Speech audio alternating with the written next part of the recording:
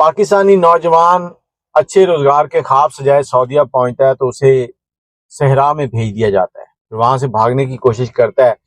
3 دن صحرا میں پیدل چلتا ہے اور 70 کلومیٹر کا سفر طے کرتا ہے، اور پھر کیا بنتا ہے وہ اس سے بھی خوفناک تھا۔ السلام علیکم، کیسے ہیں آپ لوگ؟ میں ہوں آپ کے ساتھ عدنان، اور پاکستان پنجاب کے علاقے سے تعلق رکھنے والا ایک پٹھان جو اپنے گھر سے نکلتا ہے اور اس کی کوشش یہ تھی کہ اپنے لیے ایک اچھا روزگار کا بندوبست کرے، اپنے والدین کے لیے سہولت پیدا کرے تاکہ بہن بھائی جو ہیں وہ اچھی زندگی گزاریں۔ والد لوڈنگ کا کام کرتے تھے اور یہ لوڈر رکشہ چلاتا تھا۔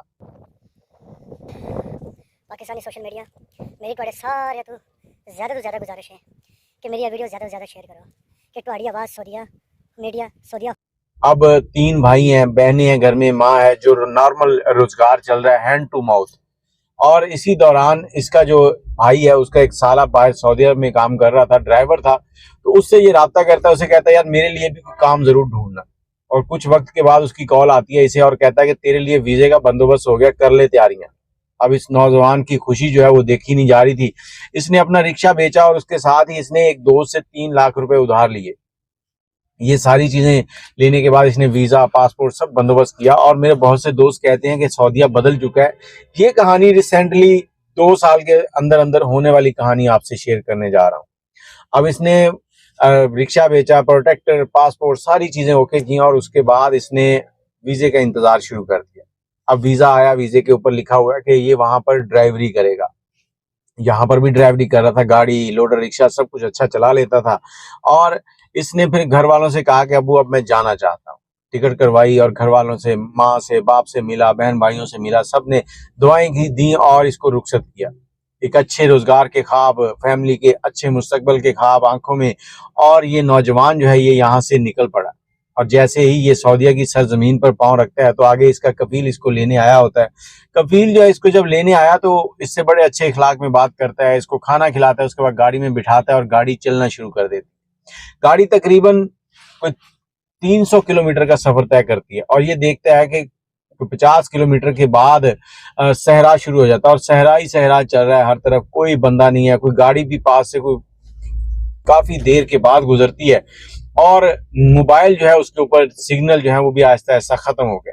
اب یہ روڈ سے جا کے 3 گھنٹے کا 300 کلومیٹر سفر کرنے کے بعد اس نے گاڑی نیچے اتاری اور 70 سے 80 کلومیٹر اندازاً جو سفر تھا وہ اس نے طے کیا صحرا کے اندر۔ گاڑی کبھی ادھر جا رہی، کبھی ادھر جا رہی، کوئی سمجھ نہیں آ رہی۔ نیا بندہ صحرا کے اندر ویسے ہی ایک بار ایسے ہو جاتا ہے جیسے پاگل ہوتا ہے، صرف ہر طرف آپ کو ریت ہی ریت نظر آئے گی، اور اگر کہیں نظر آئیں گے تو اونٹ نظر آئیں گے، اور ان کے ساتھ کوئی 1 یا 2 نوجوان نظر آئیں گے، گاڑیاں بڑی ہوئی ہوں گی، برے حال ہوں گے۔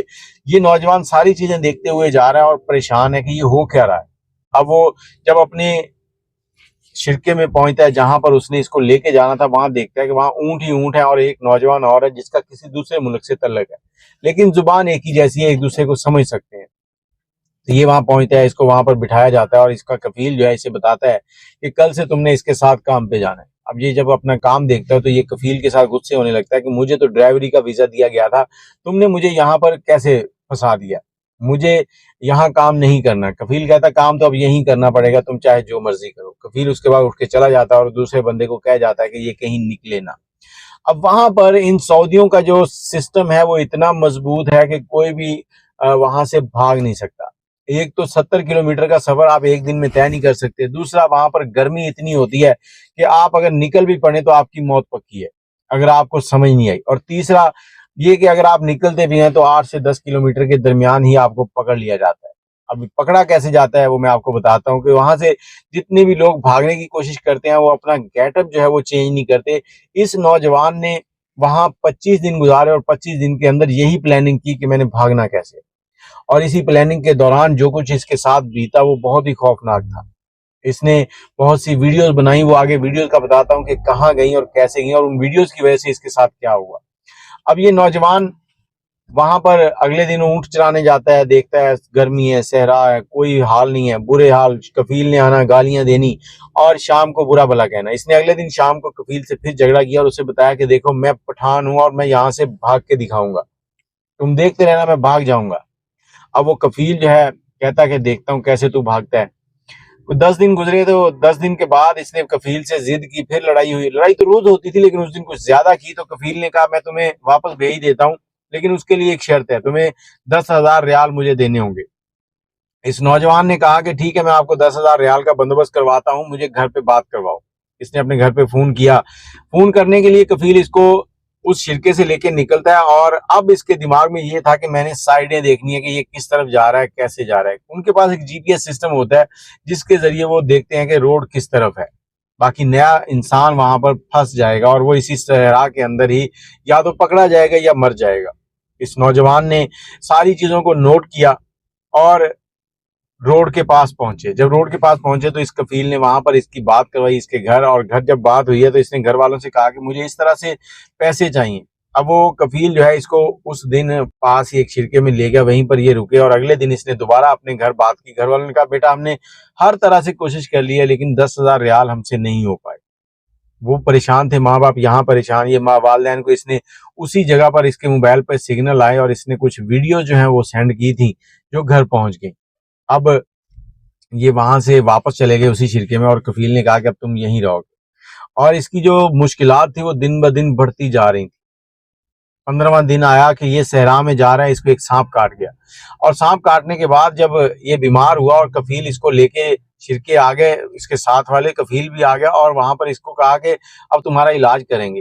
یہ کفیل سے کہے کہ مجھے لے کے چلو ڈاکٹر کے پاس. کفیل کہے نہیں تم وہاں شور کر دو گے, میں تمہیں کیسے لے جاؤں, تم وہاں سے بھاگنے کی کوشش کرو گے. ہر طرح سے اس کو یقین دلایا, قسمیں قرآن ہر چیز, لیکن کفیل نے کہا نہیں. کفیل نے خود ہی اس کے جہاں سانپ نے کاٹا تھا وہاں سے زخم کو چھری سے کاٹا, سوئی سے زہر نکالنے کی کوشش کی, بہت سے ڈرامے کیے, اور یہ وہاں پر 3 سے 4 دن بیمار رہا. اور تو دوسرے دن اس کے پخانے سے خون آنے لگا, چھوٹے پیشاب میں بھی بلڈ آنے لگا. سانپ کا زہر جو ہے وہ جسم کے اندر جتنا رہ گیا تھا, کچھ تو اس نے کوشش کی نکال لیا, باقی جو رہ گیا تھا وہ اس کو ڈسٹرب کر رہا تھا. لیکن اس سعودی کفیل کو پتا تھا کہ صحرا میں جو سانپ ہے ان کا علاج کیسے کرنا ہے. کچھ انجیکشن, کچھ دوائیاں اس کو دیں, تو 3 سے 4 دن کے اندر یہ بالکل ٹھیک ہو گیا. اب کوئی 19 دن گزر چکے تھے اور اس کے دماغ میں یہی چل رہا تھا کہ میں نے یہاں سے بھاگنا ہے. رمضان کا مہینہ چل رہا ہے, یہ 1 رمضان کو یہاں سے گیا تھا اور وہاں پر اتنی سخت مشکلات. اسی دوران اس نے دیکھا کہ وہاں جتنے بھی شرکے ہیں ان میں ایسے ایسے لوگ ہیں جن کو 10-10 سال ہو گئے اور وہاں پر وہ کام کر رہے ہیں, انہوں نے آج تک گھر اپنے کوئی 1 روپیہ بھی نہیں بھیجا. اور اس نے وہاں پر دیکھا کہ جو بھی ان میں سے کوئی غلطی کرتا تو اس کو کفیل جو ہے وہ مارتے بھی تھے. انہوں نے ہنٹر بنائے ہوئے تھے, ڈنڈے رکھے ہوئے تھے, اور اس نے بہت ساری ویڈیوز وہاں پر انہی 20 دنوں میں بنا رکھی. وہ ویڈیو صرف یہ اپنے ثبوت کے لیے بنا رہا تھا, اور کچھ ویڈیوز تھیں جو اس نے اس دن روڈ کے اوپر جا کے اپنے گھر والوں کو سینڈ کر دی تھی. وہ تو پہنچ گئیں لیکن باقی کی ویڈیوز اس کے موبائل میں تھی.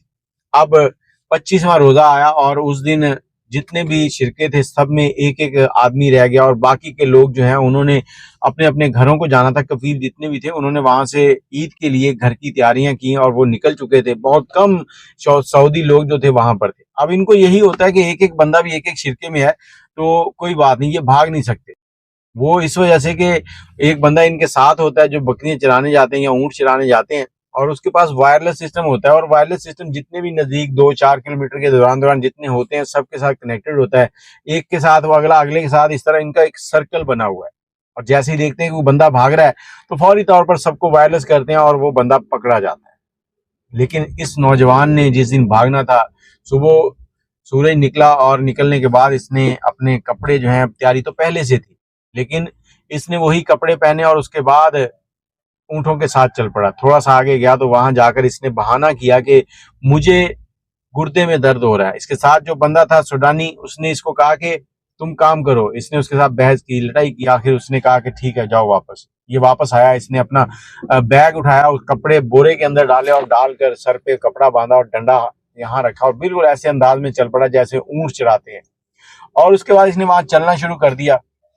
سارا دن چلتا رہا, تیز بھاگا, آہستہ ہوا, کہیں لیٹ گیا, کہیں چھپ گیا, اور رات کے ٹائم یہ اتنا وہاں سے مانوس تھا, ان علاقوں کو سمجھ چکا تھا کہ اگر کسی جانوروں والے باڑے کے پاس باہر ٹینکر ہوتے تھے پانی کے, 2 دن تک یہ اسی صحرا میں بھٹکتا رہا. تیسرے دن روڈ پہ پہنچا اور اس دوران اس نے صرف وہاں چھپ چھپا کے وہ پانی ہی پیا, باقی اس کے پاس کچھ بھی نہیں تھا, کھانا نہیں کھایا. روڈ پہ پہنچا, روڈ پہ پہنچ کر اسی طریقے سے یہ شہر پہنچا, اور شہر پہنچ کر اس نے جس بندے کے ذریعے یہ شہر پہنچا، اس نے اس کو عدالت لے گیا اور عدالت لے جا کر اس نے کیس کیا. اب عدالت نے اس سے پوچھا کہ تم نے یہ کیسے ثابت کر سکتے ہو. اس نے عدالت کو اپنا موبائل دکھایا، اس میں ساری ویڈیوز تھیں. تو وہاں کی عدالت نے الٹا اس کو 1 سال کی سزا سنا دی، بجائے اس کے کہ اپنے شہریوں کے کیے گئے ظلم کے اوپر کوئی بات اٹھاتے، کوئی اس پہ آواز اٹھاتے. اس کو 1 سال کی سزا سنا دی اور اس کا موبائل جو ہے وہ انہوں نے ضبط کر لیا. اب اس کے پاس کوئی ثبوت نہیں تھے، صرف ثبوت وہی تھے جو اس نے گھر ویڈیوز بھیج دی تھی. اس نوجوان نے وہاں پر دعائیں مانگنی شروع کر دی، گھر پہ والدین دعائیں مانگ رہے ہیں.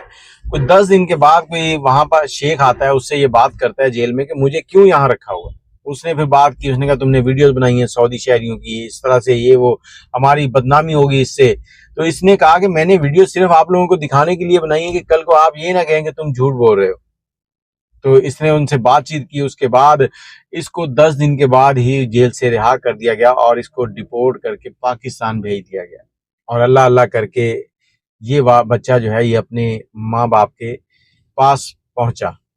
اور یہ نوجوان جو ہے یہ کرکٹر فخر زمان کا کزن ہے.